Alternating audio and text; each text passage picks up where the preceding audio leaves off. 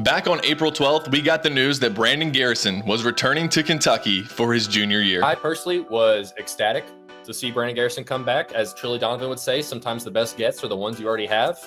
And I genuinely believe, especially in today's portal era, like if you can keep a guy like Brandon Garrison, who played 20 minutes a game last season and was productive, showed flashes of being, a potential NBA player, you do what you can to bring him back. So I'm very excited. The 6'10", 250-pound center from Oklahoma City averaged 5.9 points, 3.9 rebounds, 2 assists in 22.6 minutes for the Cats last season. In a backup role to Amari Williams, BG brought some intensity to the floor off the bench. Sometimes that intensity might have been a little too much. I think it just comes down to consistency with him, and I think some of that comes through maturity as well. And let's face it, there were times last year where you really saw some immaturity still from Brandon Garrison as a sophomore. Just with the way that he was a little quick to get into it with somebody, or he'd quick to go overboard with the celebration and get a technical, or just kind of get caught up in the emotion of the game. Now, if you can kind of get that on a more consistent basis and hopefully, just kind of shift the pendulum from maybe 50-50 greatness and craziness, if it can be 75% greatness and 25% craziness, all of a sudden you have a pretty darn good player.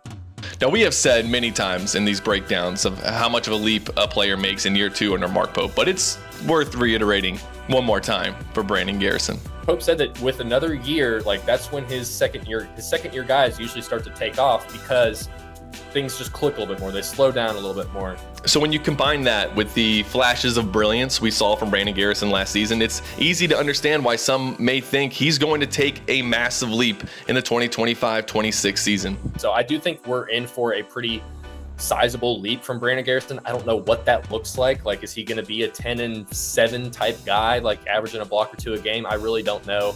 But some of these clips you're seeing right here, the guy loves to rim run.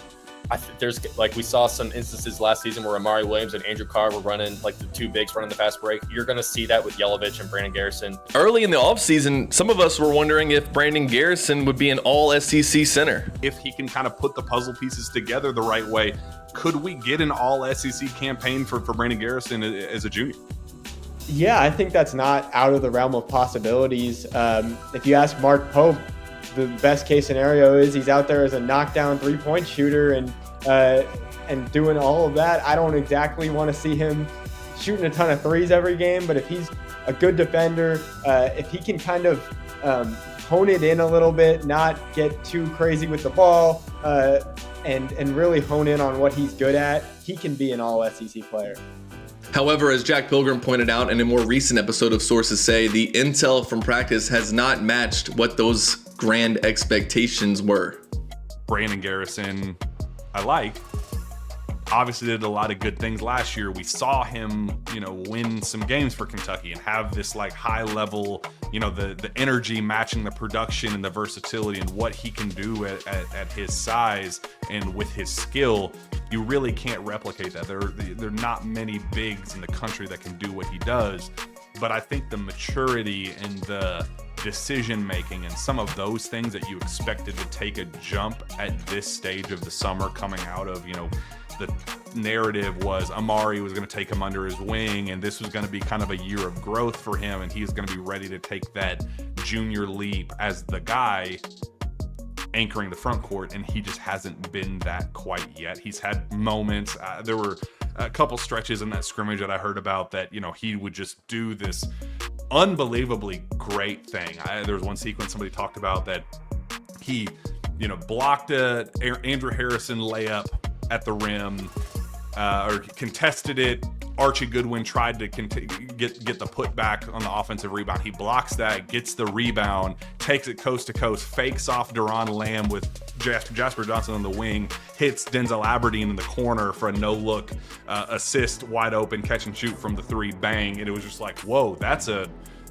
two-way superstar. That's a lottery pick right there. And then the next possession, he clangs a lob off the rim to Otega Owe and then fouls on the 3 on the other end. And it was just how are we still doing this at this stage of your career?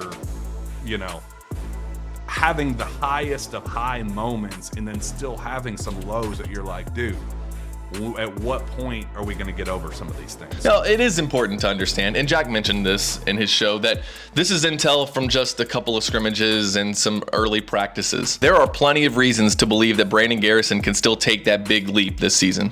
I'm a huge Brandon Garrison fan. I think that his upside is as high as anybody on this team, because there are so many things from, you know, an evaluator standpoint that he did that, like, there's just like there weren't other guys on Kentucky's teams that were doing these things. There's not other guys in the SEC that are doing these things in terms of like what he can do on the rim run, in terms of catching it, no dribble, going up and finishing. Like, you know, I'll be honest, like that, Amari Williams couldn't have done some of that stuff like 5-on-0 in a gym by himself, and Brandon Garrison makes it look easy. So here we go. We nearly have a full roster of breakdowns. You can see them all right here, and we will be back next week for another one of these. We have like two left.